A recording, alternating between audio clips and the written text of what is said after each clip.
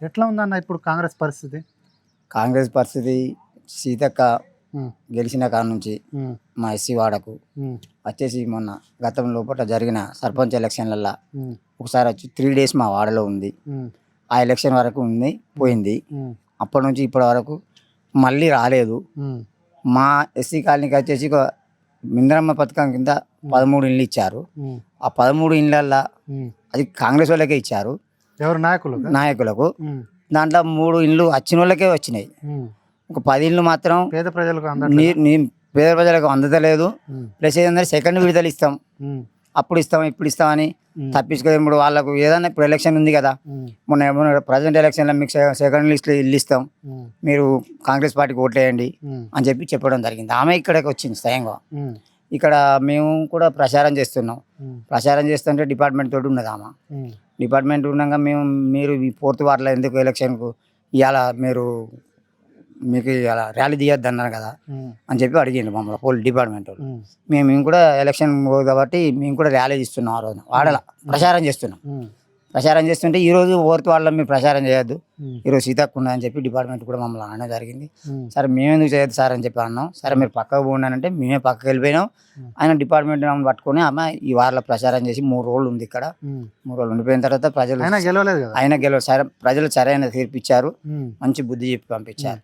అసలు కాంగ్రెస్ పథకాలు ఏమైనా వస్తున్నాయా? కాంగ్రెస్ పథకాలు 6 గ్యారంటీలు అన్నారు. హ్మ్. ఒక్క గ్యారంటీ ఇప్పటి వరకు మాకు చూపెట్టింది లేదు. హ్మ్. మేము ప్రచారంలో కూడా చెప్పుకున్నాం, 6 గ్యారంటీలలో ఏ ఒక్క పదవికి మాకు పనిచేసి పెట్టారని చెప్పి అడిగారు హ్మ్. ప్రజలు.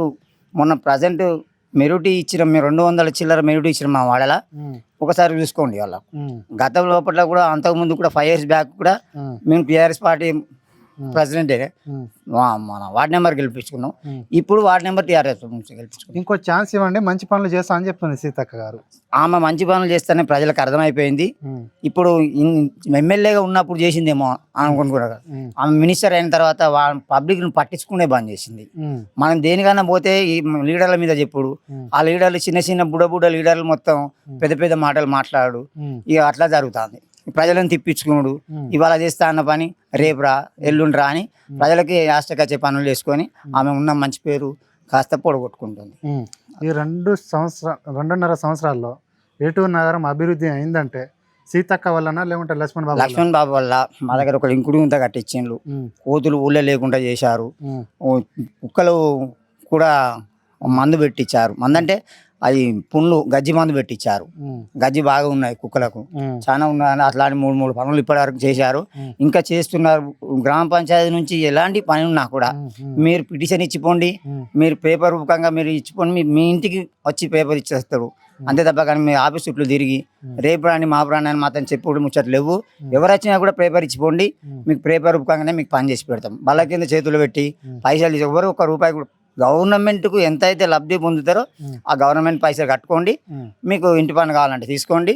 అంతే తప్ప కానీ ఇదివరకు లెక్క ఇప్పుడు రాబోయి నీకు ఇంటి పన్ను ఎందుకు ఇవ్వాలి, దీనికి ఇంత పైసలు ఎక్కువ అయితే తక్కువ అయితే అనేది లేదు.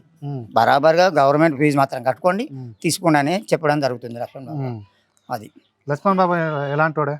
లక్ష్మణ్ బాబు అనే వ్యక్తి చాలా మంచి మనసున్న వ్యక్తి. ప్రజలకు ఏదన్నా ఒకటి తపన పడి ఖచ్చితంగా సాయం చేయాలి అనే వ్యక్తి. అందరూ సమానంగా ఉండాలి, అందరూ మంచిగా ఉండాలి అని ఊరు బాగు కోరుకునే వ్యక్తి. ఇన్ని రోజులు సీతక్క అనుకున్నారు, ఇప్పుడు ఎదిరించే నాయకుడు వచ్చిందని అనుకోవచ్చా? ఎదిరించే నాయకుడు వచ్చిండు, ఎదిరించి చూపెట్టిండు. రాష్ట్రంలో లేని గెలుపుని పట్టుకొని వచ్చిండు. రాష్ట్రమే గ్రామ పంచాయతీ మెరుటి రాష్ట్రంలో తిరిగి ఏటున్నాగరం రాష్ట్రం ప్రజలు మొత్తం చూసేటట్టు చేశారు. రాష్ట్రానికే ఫస్ట్ గెలుపునిచ్చింది లక్ష్మణ్ బాబు ఒక్కడే.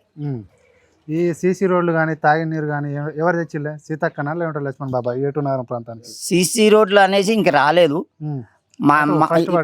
ఫస్ట్ వార్డుకి వచ్చేసి గత లోపల లక్ష్మణ్ బాబు జిల్లా కమిటీ అధ్యక్షులు పెట్టినప్పుడు అవి శాంక్షన్ ఆమె చేతిలో పని కాబట్టి కొద్ది రోజులు ఆపి ప్రజెంట్ అటు స్టార్ట్ చేయడం జరిగింది. అంతకుముందు మేము పోయామని చెప్పి మరి ఆ వార్డులో కూడా మీరు అడగండి, ఫస్ట్ వార్డులో మేము ఖచ్చితంగా చేయము అని చెప్పడం జరిగింది. మీ ఊర్లకి గోదావరి నీళ్లు రాకుండా ఆరకట్ట నిర్వహిస్తామని చెప్పింది, నిర్వహించిందా? ఏది ఇప్పటివరకు లేదు కదా, ఇప్పటివరకు రాలేదు, ఇప్పటివరకు చేయలేదు. చేస్తా అని చెప్పింది, ప్రజలకు ఈ మబ్బి మాటలు చెప్పుడు మొదలుపెట్టింది. ఇంతకుముందు లెక్క ఎమ్మెల్యే ఉన్నప్పుడు ఉన్న అంత మంచి పనులు చేయడం లేదు.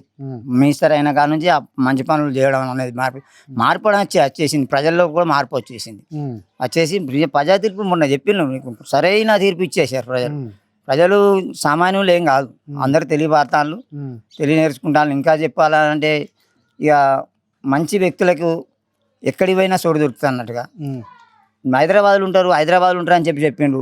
హైదరాబాద్లో ఉన్నా ఢిల్లీలో ఉన్నా పని చేసి పెడతాండు. ప్రజలు ఎలా తీర్పిచ్చిన ఆపద సాపదలు ఉంటే ఫోన్ ద్వారా నువ్వు పలాని కాడికి పో, నేను చెప్తా, హాస్పిటల్ పో, హై స్కూల్లో పో, స్కూల్ కాడికి పో, మీకు ఆ స్కూల్ పోతే నువ్వు ఏ బడికి పోతావు, పిల్లల్ని చదివించుకోండి, ఆరోగ్యం మంచిగా చూసుకోండి, తాగునీరు మంచి వాటర్ తాగండి, ఇంకా ఇట్లాంటి గలీజు ఉండద్దు అని చెత్త మొత్తం తీపిచ్చేస్తున్నాడు. అట్లా ములుగు నియోజకవర్గంలో ఏ జెండా ఎగరబోతుంది? వచ్చే గులాబీ జెండా ఎగరబోతుంది. ఖచ్చితంగా గులాబీ జెండా ఎగురుతుంది, ఎగిరి చూపెడతాడు. ములుగు జిల్లాలో గులాబీ జెండా ఎగురుతుంది ఈసారి. సీతక్క కన్నా బెటర్ అనుకోవచ్చా? బెటర్ అండి.